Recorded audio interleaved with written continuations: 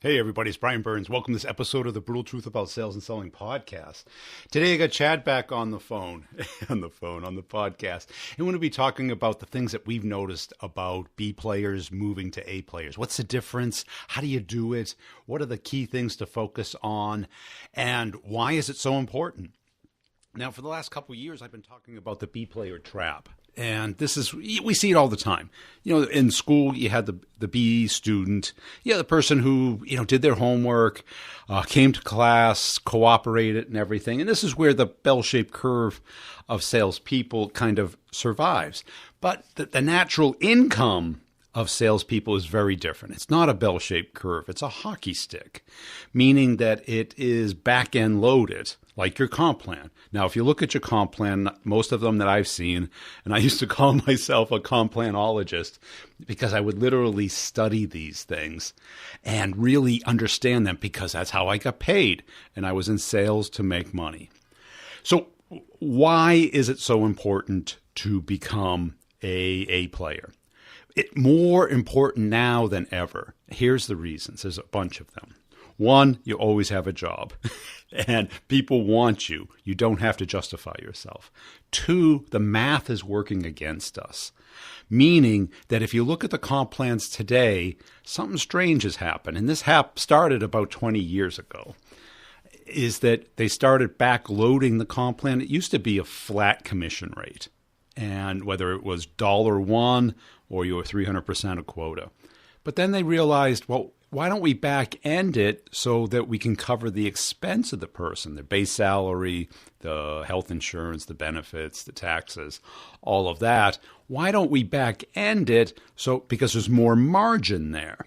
Now, I don't mean to overwhelm you with math, but this is what's happened, and it's kind of gone mad because all of a sudden they got the accounting people into it, and they're not exactly sales friendly until the sales goes away. So what ends up happening is only the top probably 20%, like the Pareto's law, but it's even worse in sales. Look up Price's law on the internet. Prices, like Price is Right. Price's law. What he talks about is the top, the square root of the number of people, and again, I'm getting into the math, but like in income, and this exists in all kinds of capitalism, communism, and socialism, the top 1% owns as much as the bottom 50%. Now, this is happening in sales today because the comp plans are so back end, meaning the people only who are well above quota are getting the most amount of the commission. So if you look at it, it's probably 10 to 20% of the reps are getting 50% of the commission. Now, all of a sudden, those people, they're the A players, or they're lucky, but luck doesn't persist. Luck comes and goes. But what does persist is capability. And that capability is what we have control over. So not only is it good to become an A player for your income, it's good for your job, and it's skewed in that direction. And I've seen this company after company.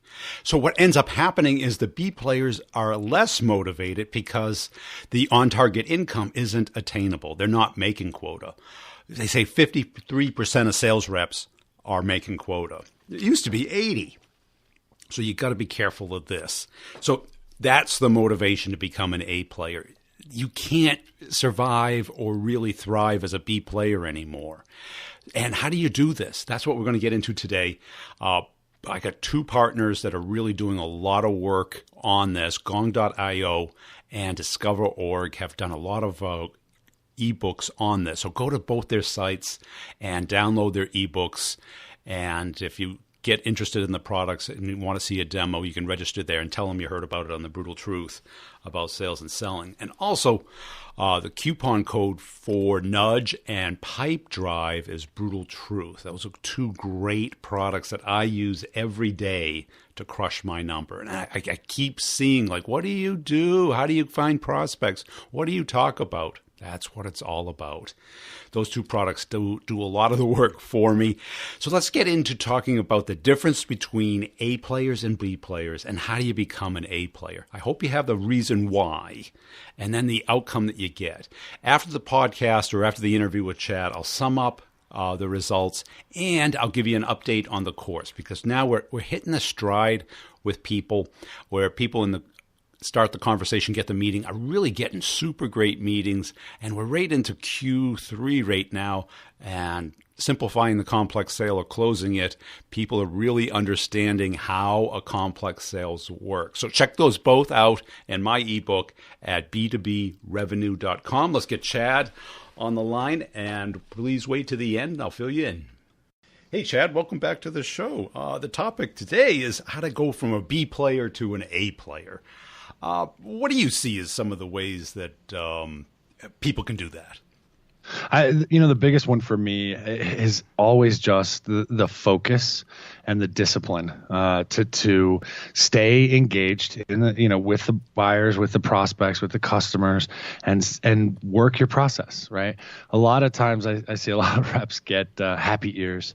They're like, oh, this sounds like a deal that's going to close, and they get super excited, and then they're like, well, maybe I don't need to send that follow up, or maybe I don't need to do this step in the process or something like that, and it really just turns around and bites them in the rear. And it's the speed, this belief that they have to move at a speed that is almost inhuman in sales, which gets them away from the discipline, or they just don't apply the discipline to begin with. Yeah. I mean, we didn't talk before this, but that was my number one. And it's something that's come up consistently with the people I interview is focus. Because there's too many distractions today. We got this bell and whistle in our pocket all day long that interrupts us, 5 times a minute with alerts. It vibrates, it makes funny noises, it flashes. Has pretty pictures. Yeah. There's a lot of reasons to not work or to be distracted today. I mean, certainly when I started, the only distraction was that your empty wallet and your manager looking over your shoulder, right? Yeah. It was easy then, right? The motivation and distractions were, typical. It was just life. It was, family stuff and normal work stuff. And there wasn't, you turned on and off the TV and walked away from it. It wasn't in your pocket all the time. It wasn't something that was there, constantly feeding your head information and keeping you from being focused on, what you were hired to do, which is close business. Yeah, because even when I talk to reps, they say, well, how should I look at my pipeline? And I'm like, okay, on chronological order of closure. And they go, well, why is that important? I go, because if it doesn't close, it doesn't matter. The commission on a no decision or someday deal is zero. There's no value to it. At the moment, at least. 6 months to a year from now, it might be valuable. But right now, if you do it in chronological order, it'll force you to focus on the tough things that you have to do and face to get that deal to move. Right. And I think it's a nice lead into kind of my second one, which, if you focused and you're working your process and you're applying your discipline, that's all the kind of the first step. But then you have to be able to prioritize where you should be spending your time. And if you're chasing something that's 12, 14 months out and you're not spending the time on something that is, imminent, say, depending on your sales cycle, 45, 30, 90 days, whatever, then you're applying pressure and focus in the wrong places. So having the ability to focus and do the discipline combined with this ability to prioritize and understand that your time is valuable too, and your level of energy and investment in the sales process is key. So where do you put that to generate the largest return? That's it. Because think back of all the, the King Kongs that were on the sales team, the people who always blew it out. They wouldn't they weren't mean by not giving you the time of day. They just walked around you with this laser Terminator type focus. And they had things to do. They had deals to close and commission checks to cash. Right. Because if you're not like that, you get stuck at the water cooler talking about what was on HBO last night and or the game or what you're doing this weekend, which is so easy to do. But those prime hours of when people are available to meet, to talk, if you're not utilizing them, is critical. My number 2 was getting deep into the accounts. Rarely do you see somebody really focus on an account, go deep and broad, and lose the deal. Nobody ever said, "Hey, I got too deep into this account." Right. There's far too many that are happy, and you see it in all the stats, right? You see it in all of the stats. And when we work with clients, it's like, my people aren't getting to the buyer, or they're not getting access to power, or they're not talking to the decision maker. They're relegated to, some one individual contact. And a lot of reps they seem to be happy with that, which all you're doing is injecting risk into the deal. If you don't have several contacts inside of an organization, then if that one person goes dark on you, you're really kind of limited in what you can do. Yeah. So if you can go wide or deep, make sure that you understand the environment in which your buyers are working and understand the people that are making the decisions, what is motivating them to make those decisions, not just from what they tell you, but triangulate it so that you get other perspectives. You'll have a much better handle on how to maneuver the deal, how to work it so that it does get to close. That's it. And that person wants you to stick with them because they want to have a sense of power and control over the deal. But they're not the person who's really going to get it done, nor do they have the acumen to understand how to get it done, nor the political strength probably to get it done. And right. Because they have a personal win in it, which is a great signal of having a champion. But at the end of the day, it's not their job to get this done. It's our job to get it done. Right. They're invested in getting the information out of you. They're not invested in helping you close a deal. Yeah. And people go, well, why did he go radio silent? They lied to me. Oh, really? So they broke your heart and they lied to you. Yes, because I think that shift happened probably 10 or 15 years ago where clients felt very comfortable misrepresenting themselves or exaggerating their standing in the company and their purchasing power and their influence within the company to get the things that they want out of vendors, free trials, free consulting, anything that they needed. They felt comfortable with that because they kind of looked down on salespeople. And I think that's why we need to have this peer-to-peer relationship. Right.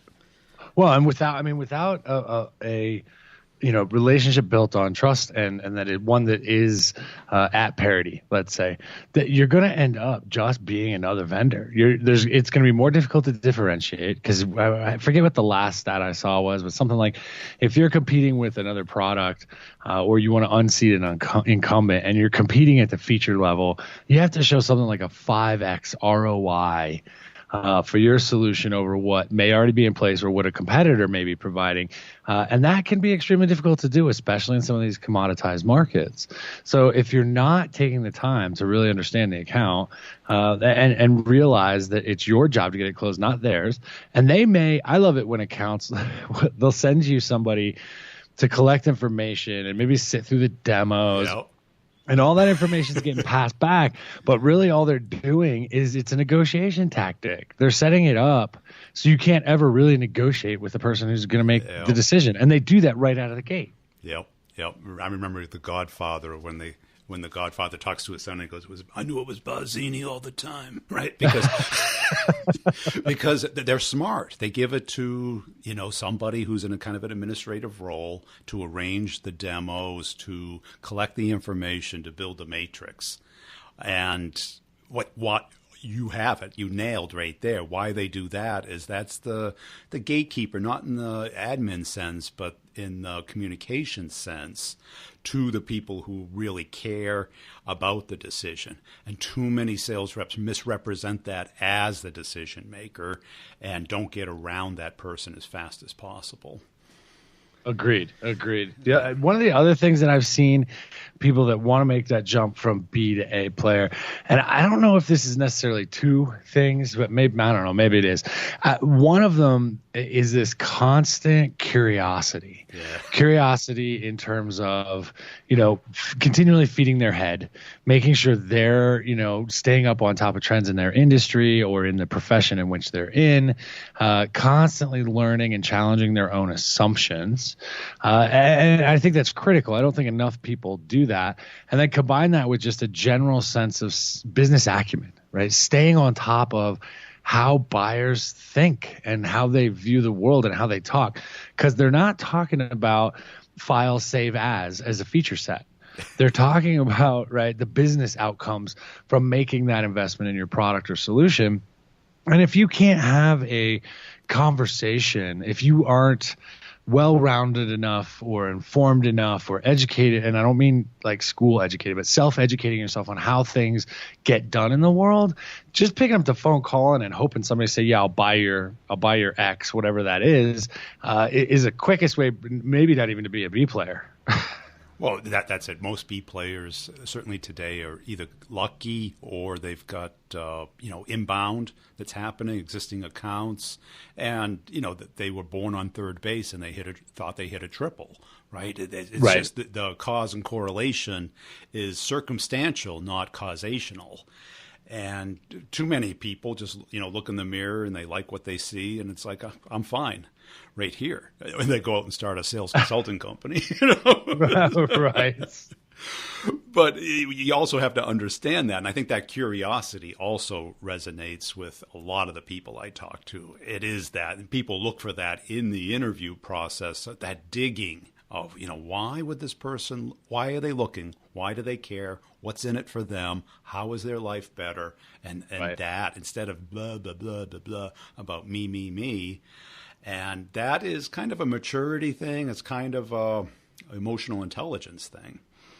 Yeah, well, and I think I think emotional intelligence can be developed over time, but I think it requires experience to do it. And honestly, the intellectual fortitude, let's say, to continually understand you're not ever going to have all the answers.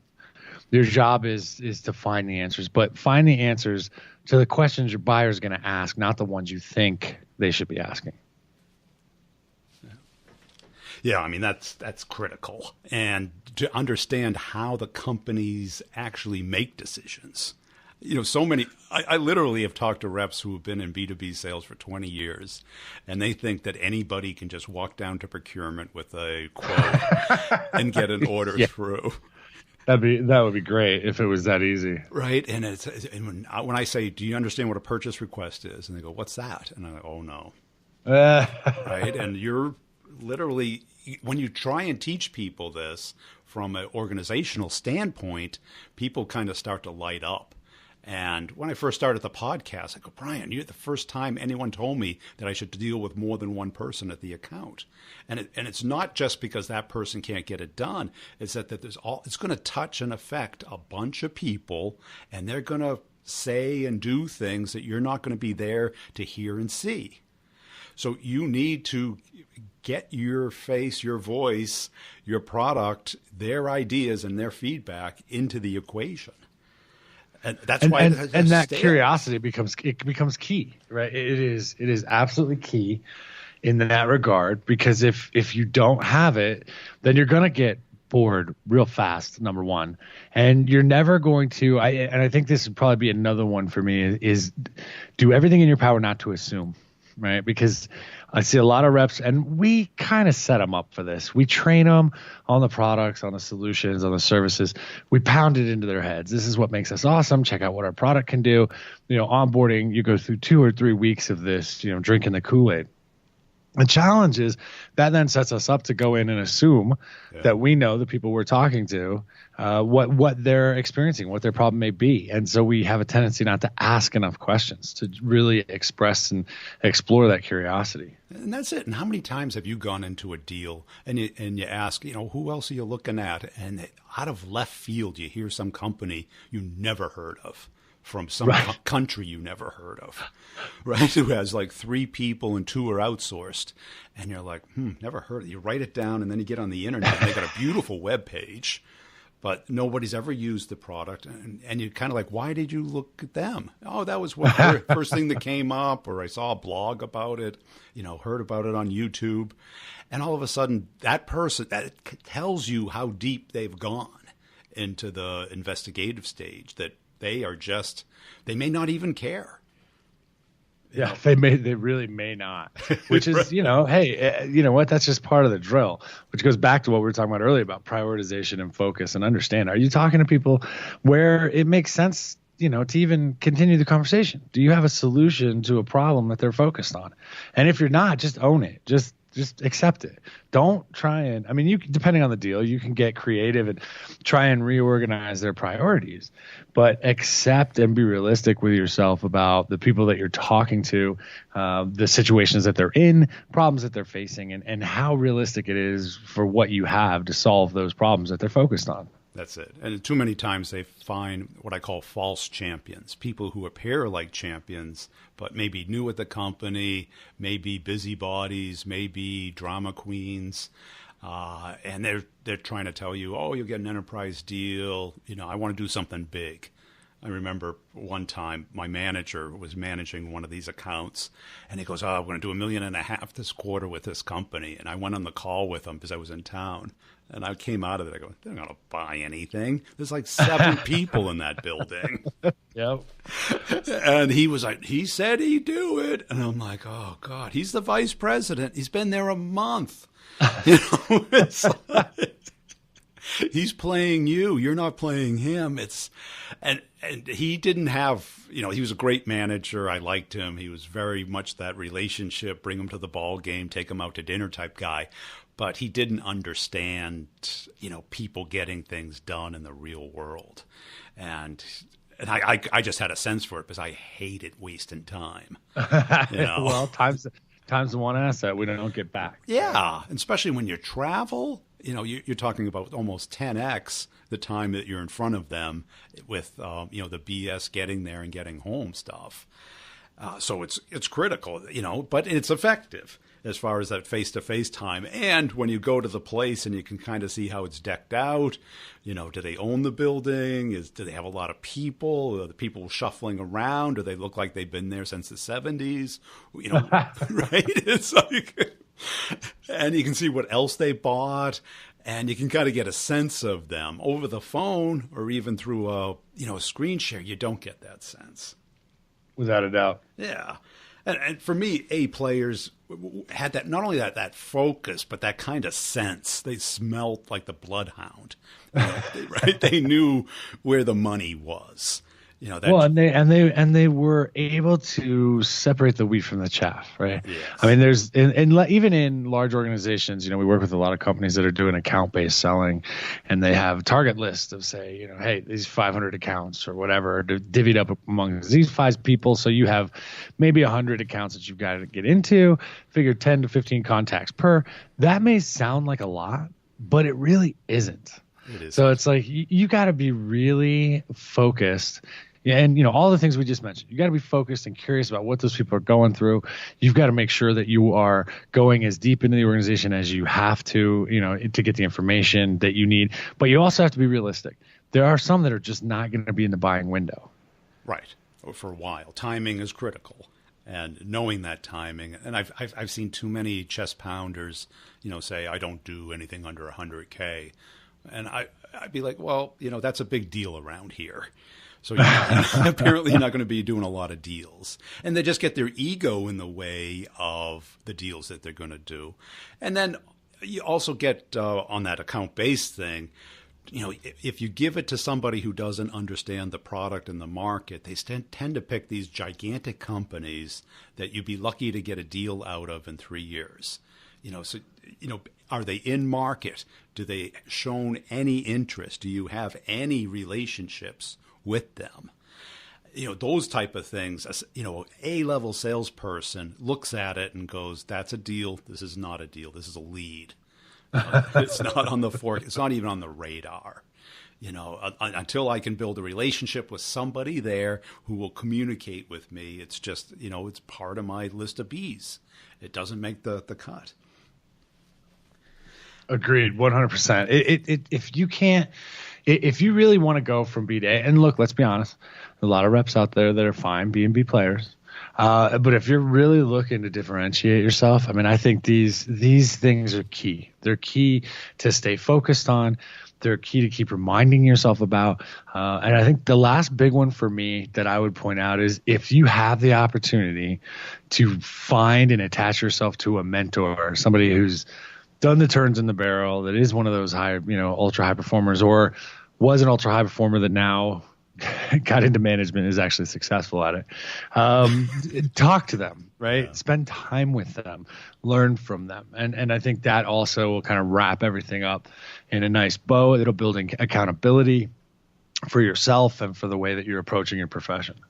And I think you can't be comfortable being a B player anymore. And let me explain why. I mean, if you look at the comp plans now, they're skewed with the anticipation of probably around 60% making quota, which means that the quotas are not based off of reality. And I heard over someone else's podcast, it's like people are not selling well.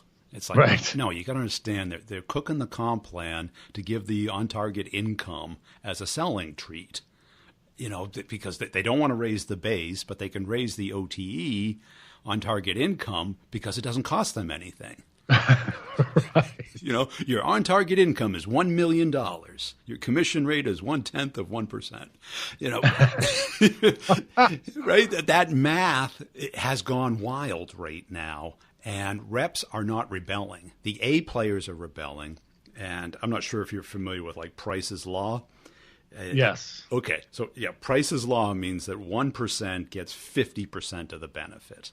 So, right. So, 1% of the singers make 50% of all the money spent on music. 1% of the directors make all the money spent on movies. 1% of the population has 50% of the income. So those top salespeople are getting 50% of the commission. So that B player, and I've heard people say, well, leave the B players alone. They're good. We need them. And you kind of do, but that's not good for them. Right? The company wins, but the B player loses. Because they're not walking away with their OTE anymore. They're walking away with like 80% of it. Hey, I hope you enjoyed that. Chad's always a great guy to talk to. Here's the key things that I took away. Focus keeps coming up as the key thing. Why? Because today we live in a world of distraction. Everybody's got this the distraction machine in their pocket. They pull it out, and all of a sudden, time goes away. I have dinner with a buddy, and when he pulls out his phone, I just go, "Oh no," because I know he's going to start sending texts and email, and it's just an ADD machine.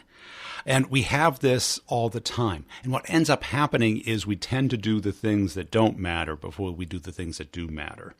So really sit down and write down your priorities. Do the biggest, the most important thing first every day so that you get it done. So that you're not at the end of the day, oh, I was so busy, blah, blah, blah, blah, blah.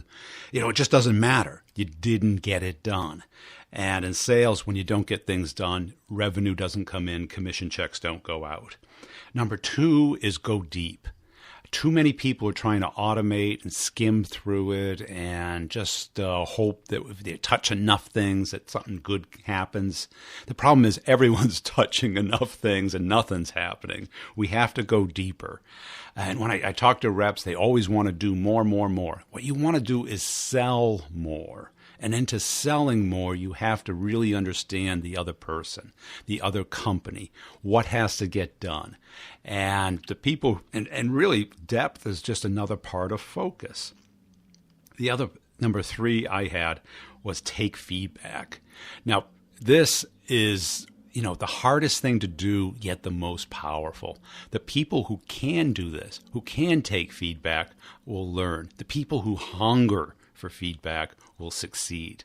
They really will dig in and understand what they have to do to become great at sales. And I guess customer focused at the very end, it's because it's not about us. We think it is. Of course, we're all about us, but that's the easy part. What's hard is being all about your customer, your prospect, the other person that you're dealing with. And I've always seen people today, it's all about activity instead of accomplishment. All that matters in sales is accomplishment. And I'm really working hard this year to try and get my partners to really push the quality KPIs, key performance indicators, and instead of the quantity. Because I hear from you all that what you're saying is all they care about is the number of calls and emails I send. And what happens as a manager is if they don't get the outcome, if they're not getting the number, then they want the activity. Once they get the number, then they loosen up on the activity because the activities can be gamed and faked. The quality can't. And the quality is what does it. It's not the number. It's a people's game. We've got to remember that because once you start thinking it's a numbers game, you're missing the point. The point is you only get comped on the deals you close. You only close the deals that people are engaged with you, who are seeing what you're showing them, who are feeling what you are expressing to them, that they are connecting with you and the product. And to do that, you have to bring value. And value is, in their eyes, what they care about, not what you care about. And I get it. We're all under a lot of pressure, and we're blinded by that pressure. And I think we're in this perfect storm of B2B sales, and I'm trying to help everybody. To give you an update on the courses, I've extended the current price probably another couple weeks. The courses are filling up. The office hours are just crushing it. If you're part of the course, the office hours are posted in the first chapter, conveniently called office hours. So the dates and the times and the link is in there. And the idea is I do answer questions in between the office hours in video, and I put it at the bottom of the course under questions in the office hours chapter. So keep them coming, and I do them as fast as I can. I typically allot Mondays to do those, to make the videos so that everyone can benefit from the answers and not just the person asking them.